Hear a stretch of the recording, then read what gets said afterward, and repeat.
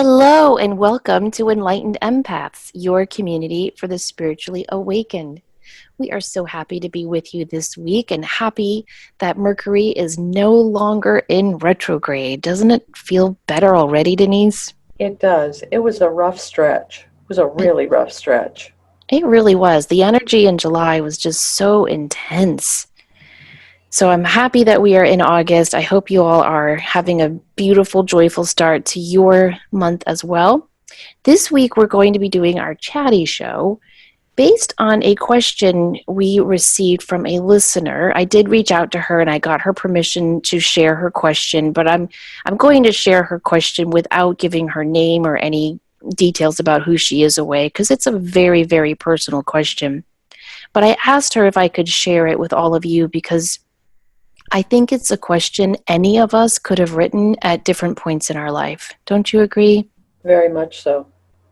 Yeah, this is a question about, basically, when do I know that I'm a success? When do I know that I am enough?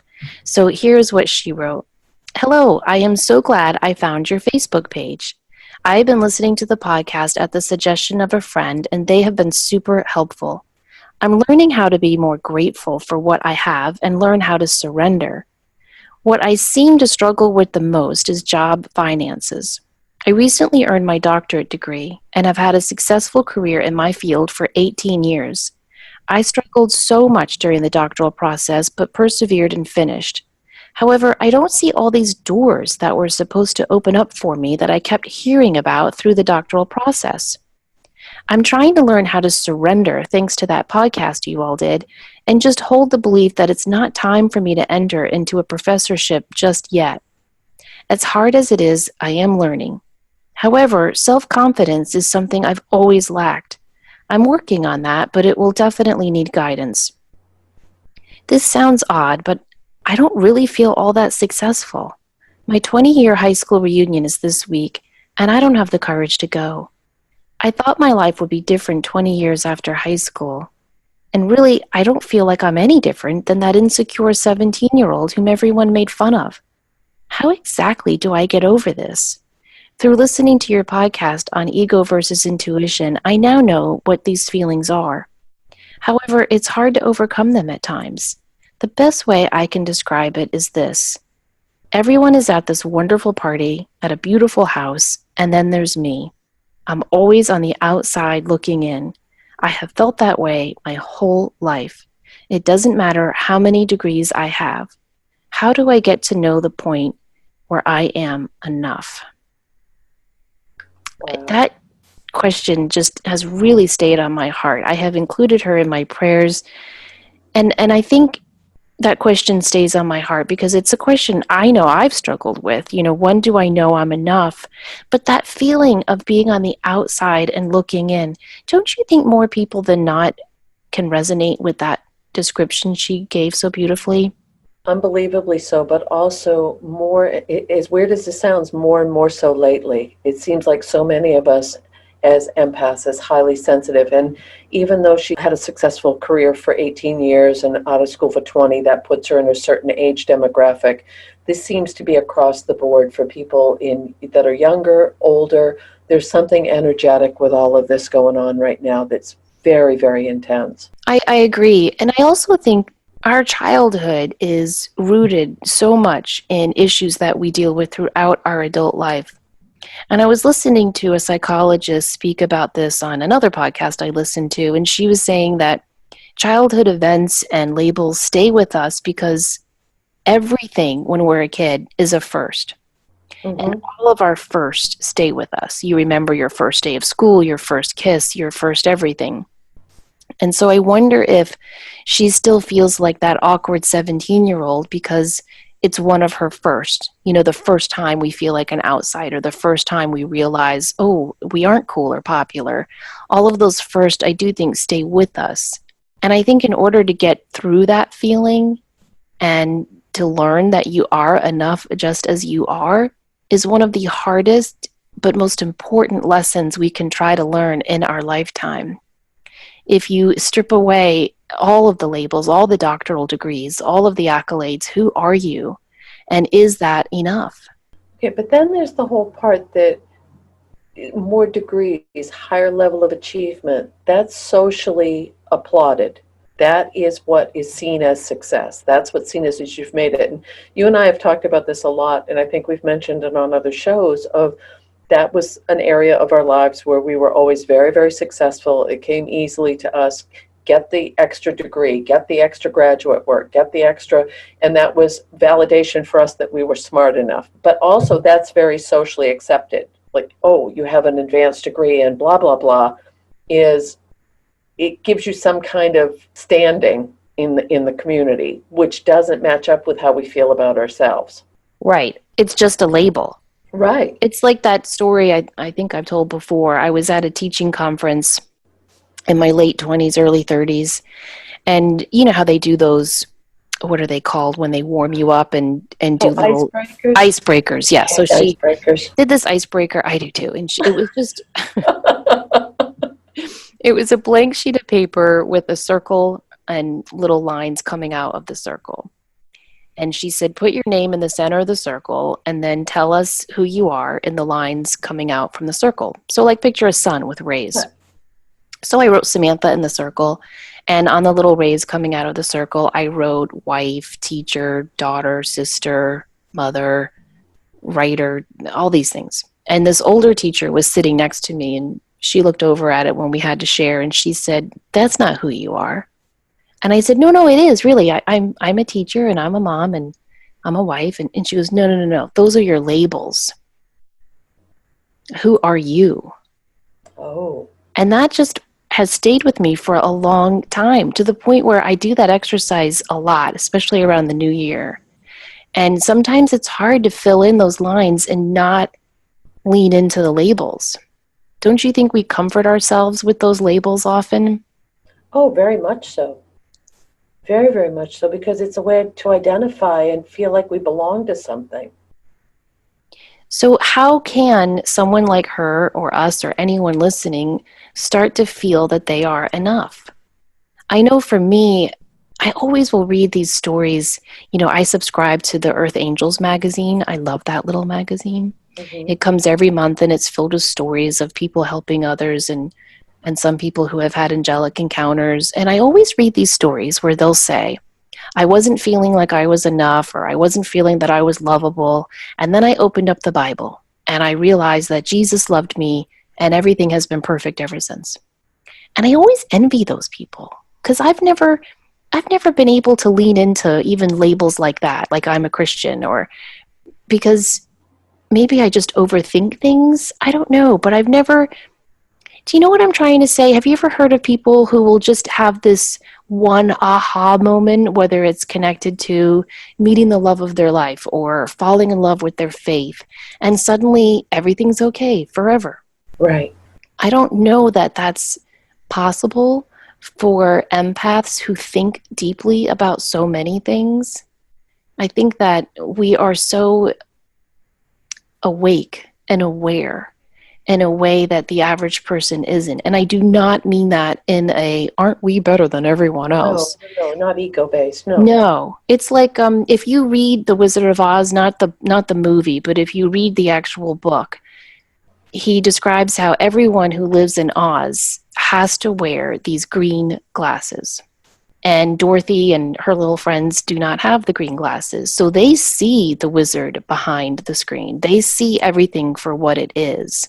But everyone wearing the green glasses, they see everything the way the wizard wants them to see it. And that's how I feel as an empath sometimes. Like, nobody gave me my green glasses. That's a really good analogy. A really good analogy. Okay, the other thing that really pops out in her question is that it's not wanting to go back to the reunion, and because she's not that person anymore, but that's who they're going to remember. So if she moved somewhere else, or she evolved into a different direction, or she, left, even if she's still in her community, if she didn't stay on the path she was when she was 17, to go and try to step back into that world, that's next to impossible. Have you ever been to a reunion? No. I haven't either. No desire. No desire either. Well, that's not true. I mean, I would like to see people again and all of that, but the whole idea of returning to that time and not feeling that I have the accolades I feel I should have at that point. And that has always held me back too. And I don't even know what those accolades would have to be. Because I think for as sensitive people, the accolades the expectations that we put on ourselves are so much higher than what anyone else would ever put on us. Like, Yes. so, I have a master's in all this postgraduate work, but I never got my doctorate. Or I have, I did this, but I never quite made. We always raise that bar just a little bit higher. Even though we Yes. would never do that for someone else, we would encourage them, we would support them, we would find a way to see the light in what they're doing. But we all look at ourselves in these cracked mirrors. I Yes, shouldn't that's a say great all, but a metaphor. lot of us. But what I would like her to ask herself, and all of us to ask ourselves, is who are you trying to impress? I think if you get to the root of whose approval you are seeking, because it's not her high school classmates that she's looking to impress. No. It might be an issue connected to a mom or a dad. It might be an issue connected to herself and her soul. But I think you always have to dig down to the root. Do you know what I mean? Of like, when did this feeling of not fitting in, of being on the outside looking in, when did that start for me?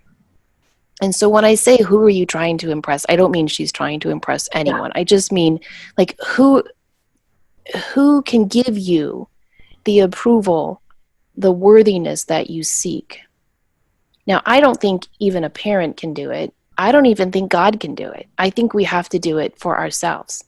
That's why I hate that movie so much with Tom Cruise when she says, "You complete me."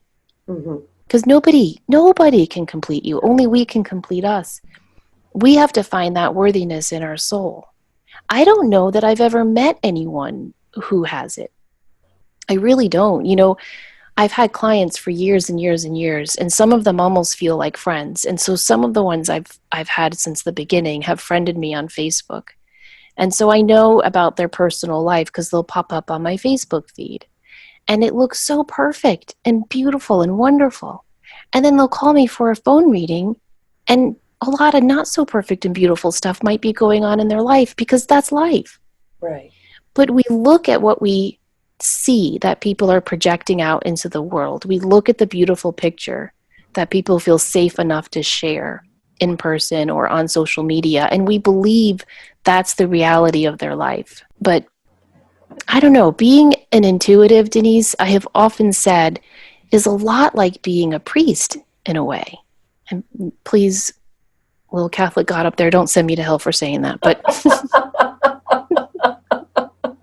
what I mean is, when you do what Denise and I do, people share with you things that they wouldn't share with anyone else. And so I do feel that you and I have been honored to have a glimpse into people's psyche that most don't get to see. Right.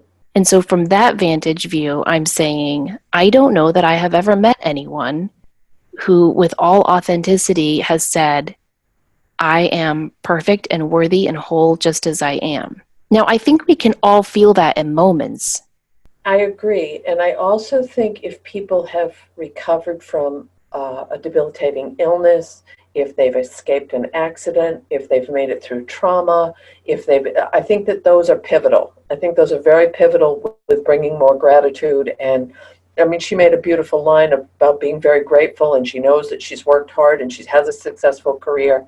And I think that that's important because what I love in her note is she said, I've worked and worked, and they told me this would happen, and they told me these doors would open, and they haven't. And I'm trying to surrender and be patient. And I think that applies to all of us. And don't you feel like this goes, I'm jumping around a lot, but this is the chatty show, so it's okay. That's When right. you get caught in that place of, am I enough? Am I pretty enough? Am I smart enough? Do I have enough money?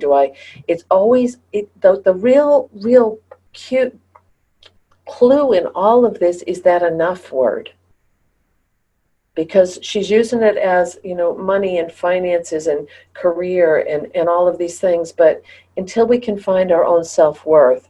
And that's one of the things I share, that I walk my dogs down by the river a lot, And if I find a wishing stone, I hold it and I do a little quick meditation, and then I throw it into the river. And I've lately been saying the same thing of, I humbly ask and pray to release any and all self-imposed limitations that are keeping me from stepping into my purpose, my light. And and I do. It's not those exact words, but every time I do that, because I'm trying to let go of that self-imposed stuff. And I think you nailed it earlier when you said that this could be something from childhood, from an early teacher, from an old spouse, from a boyfriend or a girlfriend.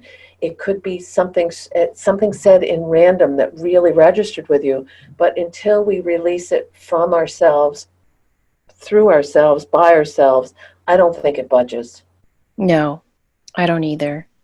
One of my favorite quotes is by Anaïs Nin. She says, "My mission, should I choose to accept it, is to find peace with exactly who and what I am, to take pride in my thoughts, my appearance, my talents, my flaws, and to stop this incessant worrying that I can't be loved as I am." Oh, I love that. Isn't that perfect? Yeah. And that's exactly what I think all of our missions are here on this earth, is to just find peace and love with exactly who we are, where we are, even in those moments of tragedy and trauma, like you were saying before, to feel that sense of being loved and lovable all on your own for yourself. But then when we're constantly bombarded with, as you said, the picture perfect lives on social media, or the expectations of you need to attain this level in order to truly be successful in the eyes of society or community or family, that's really, really hard to counteract. It is. And I think it's getting harder to counteract because I feel that the picture is getting glossier. Even Yes. on TV and shows and movies, everyone's life just looks so perfect. When I was growing up, we had Good Times and All in the Family, and in these shows that showed people living normal lives. Even the TV shows today that show people living, quote, normal lives, they're in these gorgeous, amazing homes. And I think kids growing up look at that and they think, oh, that's what I'm supposed to have too. And that really should not be our goal ever. We Well, really shouldn't be seeking these goals of success and financial abundance outside of ourselves. We need to find it inside of us. but remember we were talking the other day, and I mentioned that I had gone to a music festival, and my son was there, and he went to some shows that I didn't go to, and he had sent me a text that he had just seen one of the top guitarists in the world, like one of the absolute best guitarists in the world was in this band. And he had looked around and saw people chatting and taking pictures of themselves, and no one was there to experience this once in a lifetime event of seeing this man play this guitar. And I think that's where we're wasting so much time making sure we look good in our selfie and doing things we may not want to do because it's the expectation that we should. And I had shared this as well, that there were a group of women of a certain age that when someone held up their phone, they immediately went into this pose. And I was fascinated because they all knew how to do it. They all knew how to turn their head and lift their chin and and it was almost like I was at the movies. Yeah. I almost feel like we're living in a society where if it didn't happen on Facebook, Instagram, Twitter, it didn't matter. If we go back to this lady's question, I really feel that that's a huge barrier of accepting ourselves for who we are when we're constantly being bombarded. We both had these situations where there was something, okay, my master's degree is a good example. I went into ed leadership. I thought, okay, with my background with this, I will apply for these types of jobs. This will be perfect. And I applied, and then one day I woke up and I looked around at the people who would have been at that level if I had chosen to go in that direction. And it was honestly like a punch in the stomach. And I said, oh my God, I don't want to be one of those people. I don't want to have that be my peer group. I don't want to. So sometimes it's a blessing in disguise when things don't work the way they're supposed to. Yes, that is very, very true. And we have to always trust that and surrender, as she mentioned in her email, that we have to surrender to what is and accept what is, and learn to find that sense of it's okay in every Mhm. moment. And sometimes one of the questions I get most often in doing readings is, what is my purpose? And the answer I often receive from their guides is not what they want to hear. I think people want to hear, your purpose is to be the next Wayne Dyer, the next Oprah Winfrey, the next Louise Hay. Very often I just hear, your purpose is learn to love and accept yourself. Your purpose is to learn to take care of yourself in this lifetime because you've spent so many lifetimes putting your needs off for focusing on family and other obligations. It's a very, I don't know, not flashy purpose is usually the answer that I get. And yet I think that's the authentic answer. I don't think, I mean, first of all, consider the miracle that we are all here. Think about what it takes for a soul to get here to earth. That's such a miracle in and of itself. And I just don't think that God or the force, or however you want to term that, has created us so that we can live in a 10,000 square foot house. Like, I don't think God's up there going, woo, she finally made it. She's living the high life now. Glad I created her for that. Yeah, I just don't think that's our purpose. I really don't. I think that we are here. This, to me, life is like a marathon. It's like the hardest, most grudging, well, no, triathlon. It's like the hardest, most grudging, difficult triathlon you can imagine. And it lasts your whole lifetime. And I really think our purpose is just to finish it, Right. just to finish it. I mean, if you compare life to a triathlon, my former husband used to do triathlons, and there were some times when he'd hit the ocean, he would start to throw up, and he couldn't finish a couple of them. And it got to the point where when he would finish a triathlon, we would just celebrate because just finishing it is an accomplishment. Hmm. Just the fact that you signed up and trained for it and did it. Wow. There was never anybody at the finishing line who was like, oh, sucker, you're number 22. Like everybody would just cheer for anybody who crossed the line, and especially the last person who crossed through that line. And so I think sometimes if we spend a moment or two reflecting on our purpose from a soul's point of view, rather than a materialistic point of view. And I don't mean materialistic in Madonna's term, No. like I just mean as a human's point of view. I think we will start to see that we are living our purpose every day. Right. Every day that we get up and try again, we're living our purpose. Every day that we go to the grocery store and we return our cart and help an older person with their groceries, we're living our purpose. Every day that we call a friend who's having a hard time and just say, I'm thinking of you, we are living our purpose and sharing our light. Every time we send a card to somebody who's lost a loved one or is dealing with an illness, we're living our purpose. And I think if we reframe our goal of success in the light of that and what a soul is here to do, we will start to chip away at that feeling of not being worthy. I agree. I agree with you 100%. And I was just thinking about years and years ago, I was doing a meditation and I was trying to figure out what is my purpose. And I was writing at the time and I heard to learn as much about people as you can. And at the and that has been, I mean, I've shared this with you. I started working when I was 14 in a state institution. They had a program for low income youth during that time frame, and they would send me to go work in this state institution at 14 years old.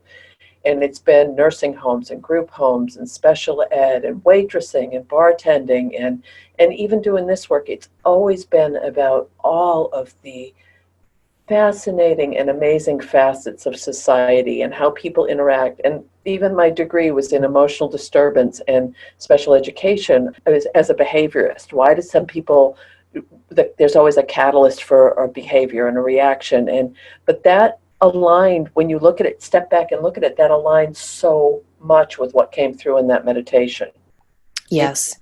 But I think part of this too is when we set a goal for ourselves, and this is the big hole I can fall into, that I should have done this by this time frame, which she mentions in her note. When we don't reach that, and then we say, okay, well, it's a joke with a friend of mine, and we say, oh, we're going to be fit by 40, and then it's like, we're going to be fabulous by 50, and now we're in the next decade, and it's like, oh, we better get our shit together here. But I think when we keep putting it off, then we hit that place of, oh, is there going to be enough time, or do I need to shift my focus, or is this something that I accomplished in another way and I just don't realize it? But letting go of that is hard, really, Yeah. really hard. It is really hard. And sometimes we don't do it until we cross over. I remember doing a reading, and this woman's mother came through, and the mom had been a stay-at-home mom her whole life, never had a career, went, right from high school to marriage and kids and all of that. And one of the things she said was, I can't believe how much my life mattered. Like, she didn't think she had done a whole lot with her life because she just stayed at home and raised her family. Mm-hmm. And, when I do readings, it's not like I'm sitting down having a conversation with the person. It comes in like flashes and quick blips and images and feelings. And I just felt that this woman was so kind and just genuinely had this big, wonderful heart and was just genuinely, authentically thinking about other people, caring for the world, caring for others. And when she got to the other side, she realized how much those little things that she didn't think mattered up to it anything really were huge and counted for so much more on the other side than we count them here on earth. And I think one of our challenges is to realize how much our love and our kindness in the smallest and biggest of ways matters while we're here on earth, rather than doing it in the life review process. I think that's so important for people to learn to recognize and accept how good they are while they're here on this earth. Okay, which leads me to a question. This popped into my head yesterday, and I thought, I have to ask Samantha about this. I have never, in all the years I've been a medium, you know how they say your life flashes before your eyes when you pass? And people Yes. who have passed and then they've come back and they're still alive, they'll say it really is. It like every event in your life goes like boom, boom, boom, boom, boom, real fast. Have you ever had someone in spirit make reference to their life flashing before their eyes? No, I haven't either. no, but Like somebody would have mentioned it by now. well, Raymond Moody actually talks about that in one of his books, and he thinks that the life flashing before your eyes is the only phraseology people had at their fingertips to use to describe the life review process. Okay. And what I have seen from the life review process, it's some people have shown it to me like you're sitting almost in like a movie theater and your life, just certain events quickly are portrayed. It's kind of like one of my all-time favorite movies, Defending Your Life, with Al Brooks and Meryl Streep. And they go through the life review process with their attorney because they have to argue that they've done enough good things in life to make it to the other side once they die. And each attorney from the opposing sides gets to pick, I think it's like 6 scenes from your life. And then they weigh and balance them and determine if you've passed and you can move on to heaven. And that's the most seriously authentic thing I have, even though it's a funny movie. That's the most real version I have seen from what I've witnessed in mediumship, is that they are shown images, scenes, memories from their life. And their guides gently try to show them, okay, here you could have done a little bit better. And here you really weren't thinking about what was important. But let's look at all the great things you did do. And I think it's in those moments that people realize, holy shit, it's not the paycheck that I earned that's counting over here. It's not the money I gave to charity, and signed my name to the check and used to help promote my business that matters. It's not that I got my kids into this amazing college and, scrimped and saved to do it. It's the little things that matter. You know how the ancient Egyptians say when you die, all your good deeds are put on a scale and or no, what is all the good in your heart is put on a scale, and if it's lighter than a feather, then you can cross to the other side, meaning like if you cross over and you don't have that heaviness of regret or negativity or unforgiveness or anger in your heart, then your heart is lighter than a feather and you're ready to go to heaven. And then the Christians turn that, I think, into Archangel Michael holds the scales, and he weighs your good deeds versus your bad deeds. I always think there's some truth to all those stories and myths and legends, that it's just not what we think. And I think if people are listening to this, they're like, well, yeah, of course. But in the moment, we must buy into it in some way. We must buy into this myth that I'm only a successful person if all my school debt is paid off, all my credit card balances say zero, and I have hundreds and hundreds of thousands of dollars in the bank, and I've got these many letters behind my name, and we all buy into it. And yet in our heart, we know it doesn't mean anything.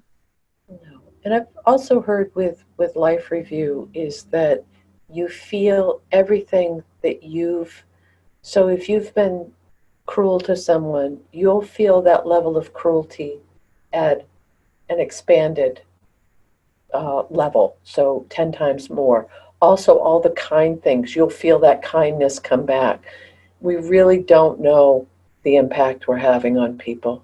We don't know. And you and I do. I mean, we've talked about this on the air and with each other. Is sometimes something can come through in a reading that might be the life ring that someone needs at the moment. But I think we do that for each other all the time.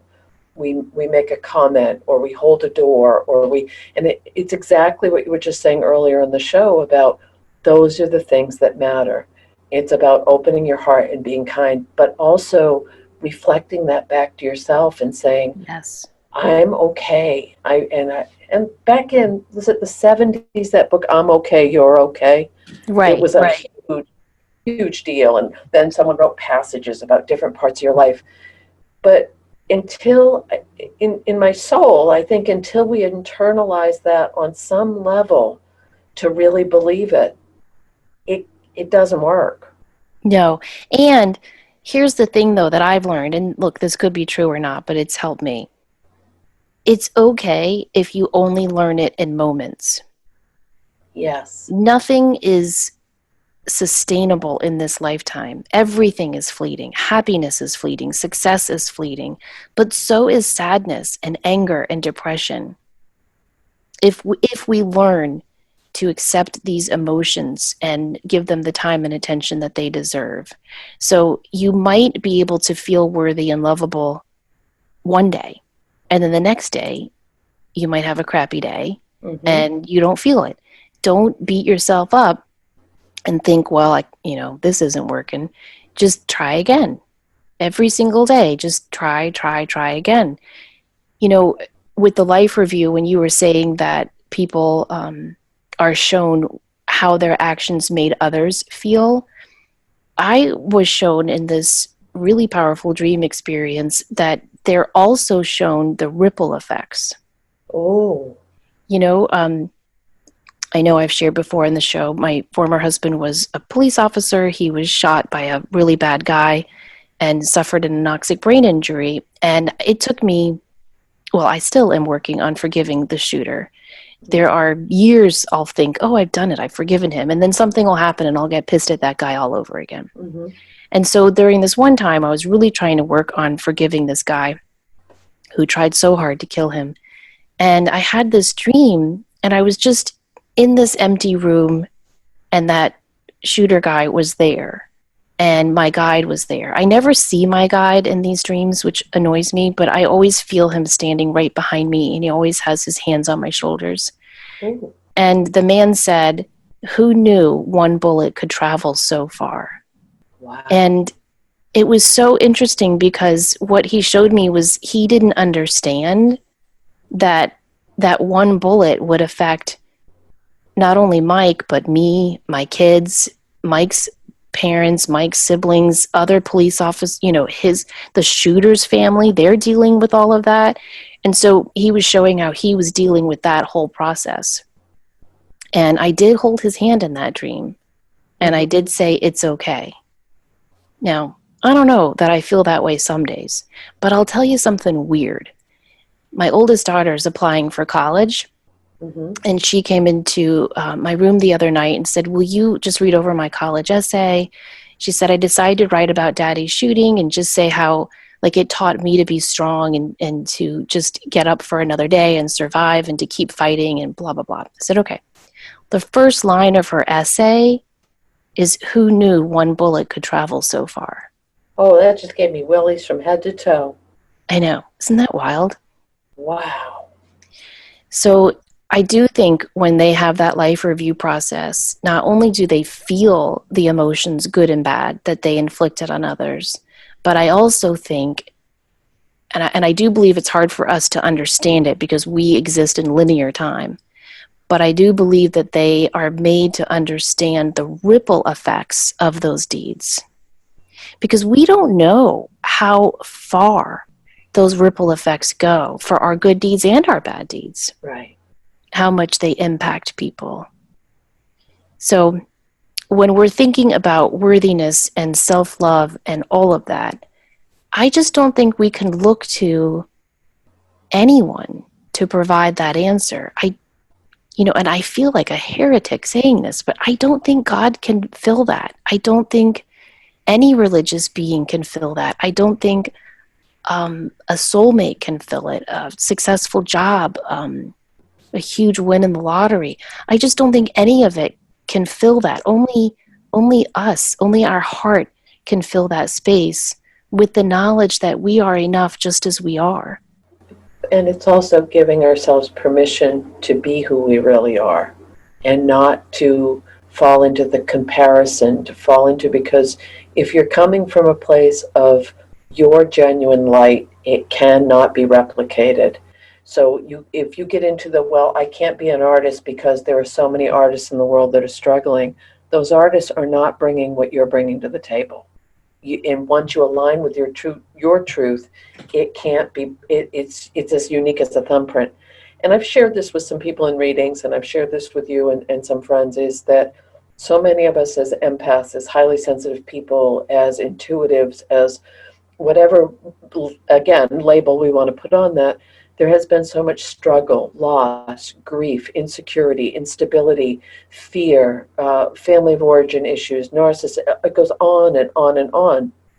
And what's come up is for many, many people, it's been lifetimes of this kind of stuff. If we truly come to Earth as a school to learn life lessons, we have that down. We know that inside out. It's a familiarity.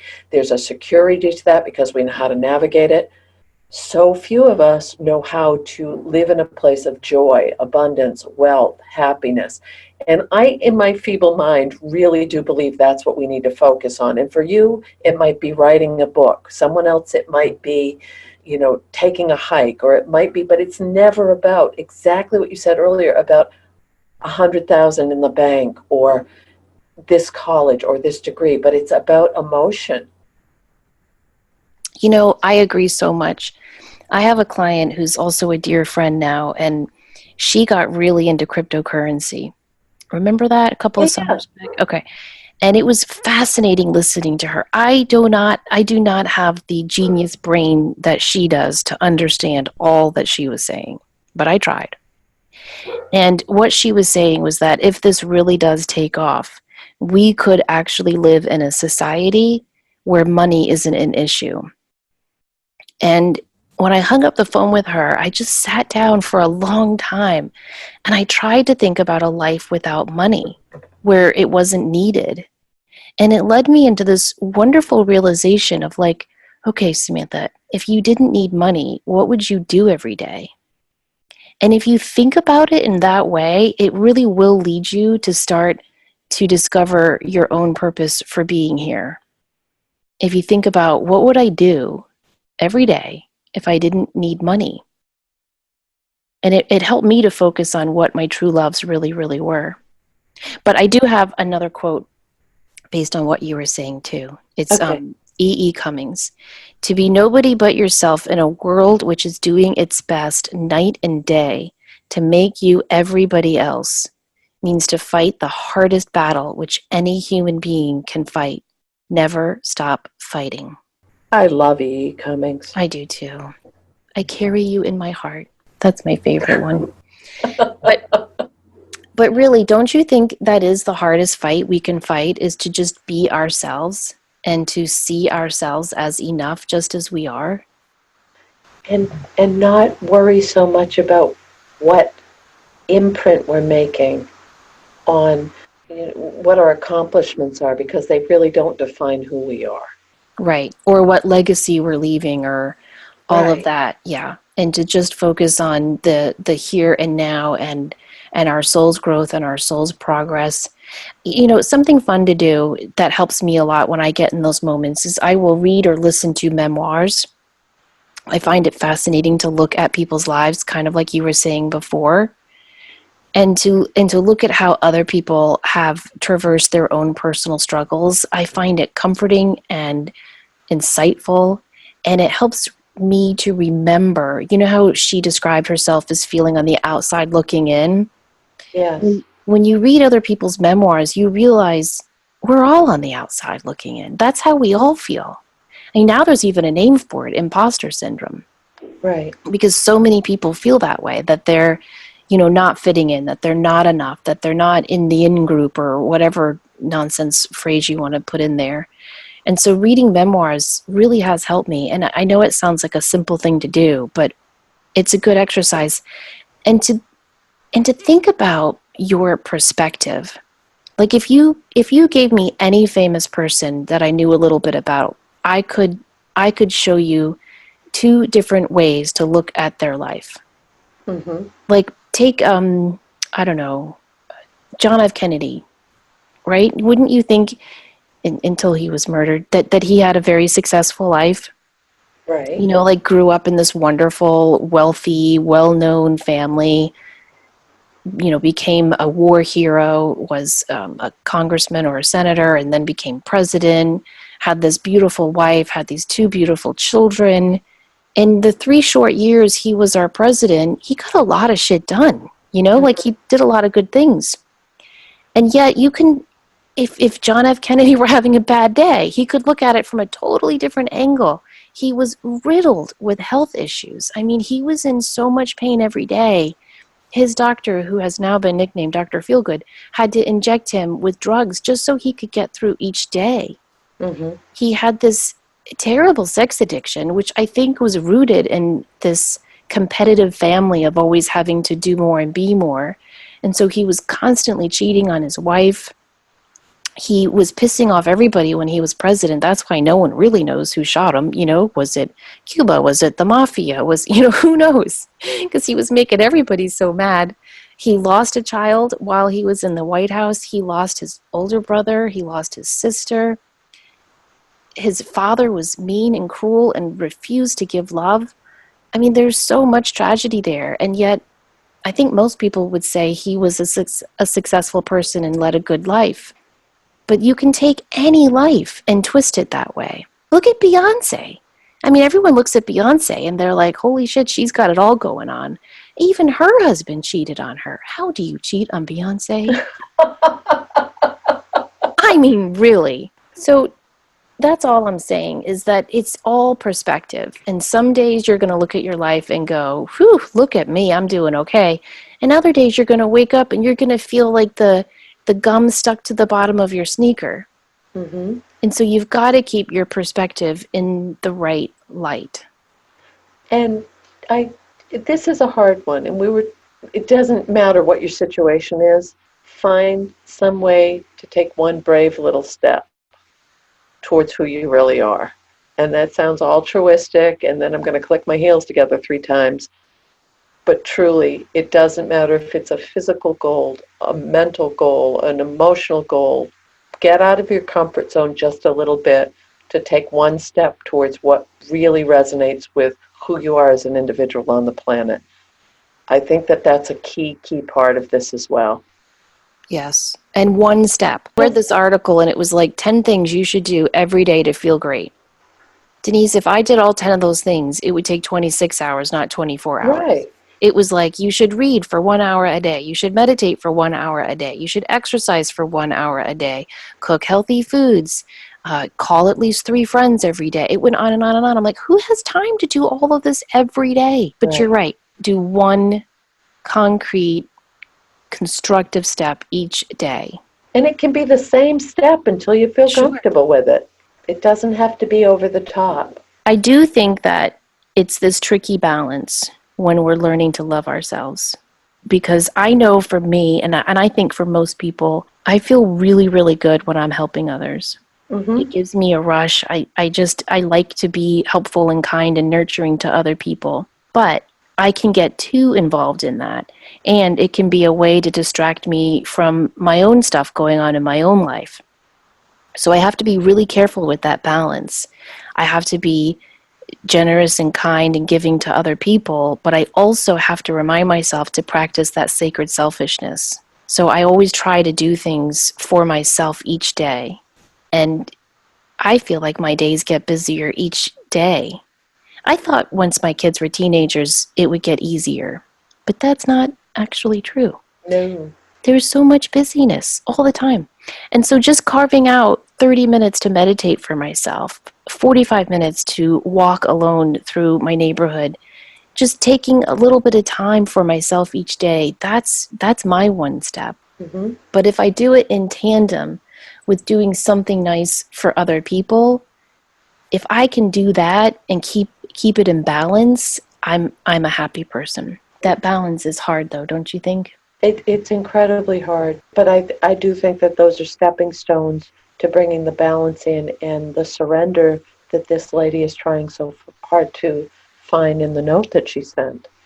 I'm willing to get out of the way. I'm trying to get out of the way. I just want things to start moving in a new direction. Right. And I don't even think, yes, she's waiting for this professorship, but I do think that I think the universe withholds positive things from us until we learn the lesson in that moment. So what I'm trying to say is, I had a friend who just manifested this huge, amazing promotion, and I'm so happy for her. Mm-hmm. And we met for coffee last weekend. Remember, that's when you called me and I couldn't call you back. Mm-hmm. Anyway, so we met for coffee. I hadn't seen her all summer, and we were so excited. And I said, gosh, you've been trying to manifest this for so long. And she said, I know, and I did it. And I said, so what did you do to celebrate? And she said, oh, well, I haven't. And I said, that's the first rule of manifesting. Like, she's taken my classes. I'm like, you have to remember, when you manifest something great, you have to celebrate it. And I wonder if the universe is withholding this professorship from this listener because maybe she hasn't taken that pause to pat herself on the back and go, holy shit, girl, you just achieved a doctorate. Like, for the rest of your life, people have to call you doctor. True. Very true. Don't you think we spend so much time giving energy to the not so good stuff in our life? And we don't give enough time to the positive things in our life. Right. I think if she spends some time this summer really rejoicing and celebrating in her success and looking at what a huge accomplishment that is. I have another friend. She had 2 kids who were 13 and 15, and then she had a new baby. I think he was 8, 9, or 10 months when she decided to go back to nursing school. So she had 3 kids, very different ages, a little baby at home, a new marriage. She was working full-time at the hospital and going to school full-time at night for 2 years. Can you imagine that? Wow. And she finally did it, and now she's a nurse, and she's an ER nurse, which is even harder in my opinion. And I said to her, we met at the pool the other weekend, and she was like, I don't even remember a lot of those 2 years. It's such a blur. And I said, do you ever sit back and think, I did it? Like, I actually did it. With every challenge and obstacle thrown at me and 3 kids pulling on me and a new marriage and a new house and full-time, you did it. And she said, no, I've never really thought about it that way. But when you were in the thick of it, when your former husband was injured and you had all the babies and you were rushing from trying to keep all those plates spinning, and you look back, isn't it almost with, oh dear God, how did I ever do that? Yes, I do. I do remember that. I also remember people telling me, I can't believe how strong you are. I would fall down. And I remember thinking, like, I don't have the luxury of falling down. Right. Like, and I think some people don't even give themselves credit for being strong during those moments because we don't have the luxury of that. But how many times have you heard me tell the story about how I fought city council and got full pay for Mike and all Yeah. first responders? Like, I did take moments to applaud myself for getting through that. What you I'm, just said, though, was again, it was doing something for other people as well. And yes, yes, it benefited your husband and your family, but it also was setting a precedent for other families if that happened or other people. So it was that tandem thing of helping both. yes, yeah. That always helps me get through those tricky times. And maybe it's the Catholic girl in me, I don't know, but I always like to do it anonymously. Hmm. Whenever I'm feeling really, really down, I will do 3 nice things that week for someone anonymously. And that works. I mean, if anyone's listening to this and they're like, the heck is she talking about? Just do any 3 things that you think someone could need and do it anonymously. So you could just, take $10 and put it in a card and just mail it to someone anonymously and just say, you are loved just as you are. You could just give a waitress an extra good tip. There's just so many little things you could do. You could drop off a gift for a friend. You could just donate something to your local church or food pantry. But if you do 3 things anonymously and not expect any accolades for it, I think that's a beautiful thing. Although it did backfire on me once, Denise. Uh-oh. One of my one of my nephew's friends was going through a really, really difficult time, and I didn't know her, but I was praying for her, and so I bought this. It's this little heart charm on a red bracelet. You know the type. It's cute. I got it on Etsy. It was around a card, and it says like, say your prayer while you tie this on your wrist, and when it falls off, like you'll know you're through that difficult time. Hmm. So I put that in an envelope, and what did I write? I think I wrote, somebody loves you, or something like that, just so it could be anonymous. She thought she had a stalker. Oh, oh. Yeah. So I had to come out and tell everyone it was me. I thought you were going to say she thought it was your nephew was being romantic. Okay. No, I can't remember what I wrote. Usually I write, this is just a note from your guardian angel, dear, to let you know that I am always here. All you must do is but believe, and by your side I'll never leave. That's Oh, what I normally write when I do my anonymous cards. But I think for her, I just wrote something like, somebody loves you or something. And because it was a heart charm, she got all freaked out. oh my. But anyway, doing the anonymous things, I do think is a great way to just remind all of us that we're all in this together, and we don't need to share our light for any accolades or any pats on the back.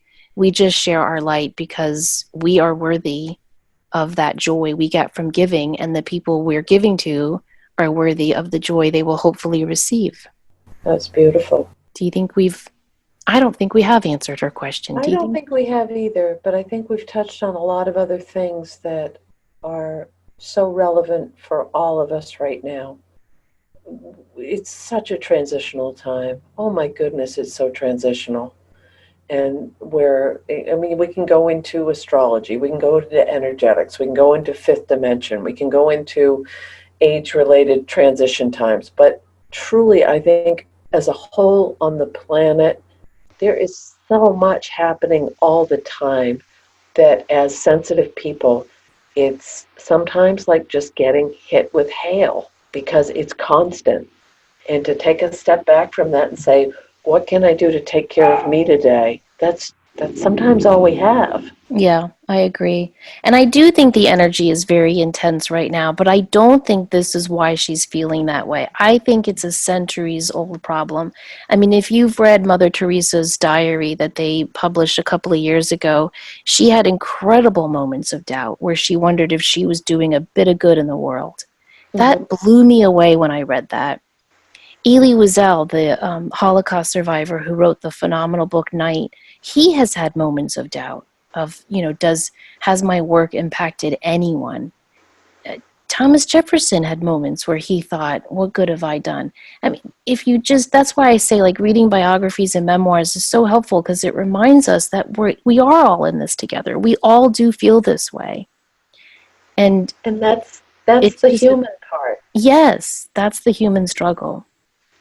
And so I would just like to leave everyone with just some questions to meditate on this week. What are your labels? Do they define you? I mean, really consider doing that sun exercise where you write your name in the center and then write descriptions about you and see which of them are labels and which of them are true characteristics of your soul. So what are your labels? How will you know when you're successful? What carrot are you dangling out there for yourself? And is it truly emblematic of who you are? And how will you know when you're worthy? I think if you reflect on those questions, you might start to see that you are perfect and whole and loving and lovable just as you are. And capable. Yes. Yes. Well, before we close out, Denise and I wanted to just remind everyone that we have a couple of classes coming up we really hope you can join us for. In September, we have our Mediumship 101 day class, and we're really excited. This one's already filling up because we're hoping we can reach some international students with this time as well. It's going to be Fridays in September, September 6th, 13th, 20th, and 27th from noon to 1:30 p.m. Eastern Time. It is hosted through Zoom, so you get to see us and interact with us each week. It's kind of like just being in a classroom with us. Denise and I usually spend the first 30, 45 minutes teaching, and then we try to open up the rest of the time for questions, sharing, and just people being able to connect with each other. You are partnered up with someone new each week from class, so you can explore and enhance your mediumship abilities. It is geared towards the beginner, so I don't want anyone to think, well, I've never done mediumship. That's who this class is geared to, is the beginner. So we are not expecting anyone to sign up for this class who is already working as a medium and knows how to do this. This is for the beginner. It's to give you a safe place to practice. And then in October, on Thursday evenings, October 3rd, 10th, 17th, and 24th, we are going to be doing our advanced mediumship class. This is for anyone who's a practicing medium or for anyone who has taken our Mediumship 101 class. And that meets from 7 to 8:30 p.m. on Zoom and is in the same format. We just take the lessons from the Mediumship 101 class and kick it up a notch. Do you want to add anything to that? No, that you covered that beautifully. Thank you. And in September, on Thursday evenings, I'm also teaching my Be Your Own Psychic class. That's going to be September 12th, 19th, and 26th. This is geared towards anyone who wants to, again, it's for the beginner, and it's for anyone who wants to learn, am I psychic? Am I intuitive? And if so, what the heck do I do about it? It's same format as the mediumship classes where it's hosted on Zoom.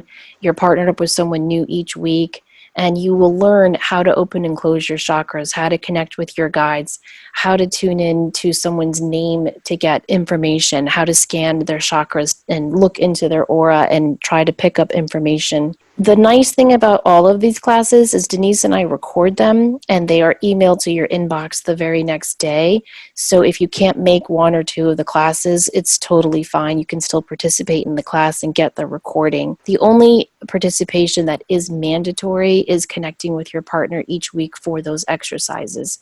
And you can do those exercises with your partner through email or through the phone or via Skype or Zoom or FaceTime. It's whatever you and your partner decide. So we hope that you can join us for one or all of those exciting classes. You can find information and ways to sign up for those classes on my website, SamanthaFaye.com. Denise's is TheGratefulMessenger.com. And if you like this show, please tell a friend.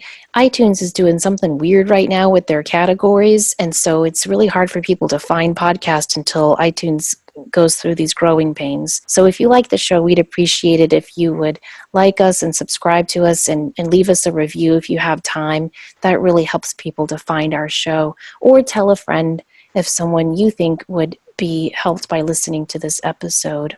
We hope it's been helpful to all of you, and we hope you keep tuning in because we have a lot of great episodes coming up for the rest of August and September. We've got some great interview shows coming up, some wonderful topics we're going to cover, and of course our community connections where we get to share more of the wonderful questions that you all have sent us.